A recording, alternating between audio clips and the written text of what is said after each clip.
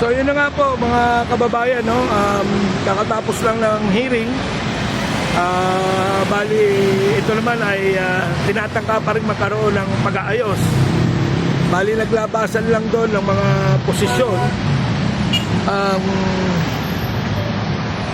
Tinitindigan po natin yung ating demand, no? Na tayo po ay dapat ng i-reinstate at irregular. Samantalang ang sabi naman po ng kabilang panig ay paparating daw nila ito doon sa pamunuan. Pero in between, sinabi ko rin po dahil sa marami pa pong utang sa atin, magbayad na ho kayo dahil labago yan sa Article 116 ng Labor Code.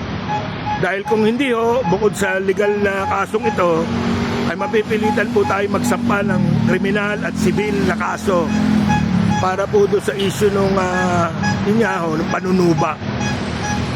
Tignan nyo yung provision ng 116 sa nakalagay, withholding of salaries and kickback. Yun po yun. So tignan po natin sa susunod na linggo kung ano po ang mangyayari. Muli, marami pong salamat sa inyong suporta. Patuloy na pakikisat-simpatya sa labang ko na laban ng lahat ng manggagawang Pilipino. Pabuhay po kayo. Tuloy po ang ating laban. Padayon po to the death. May pag-asa. Salamat po.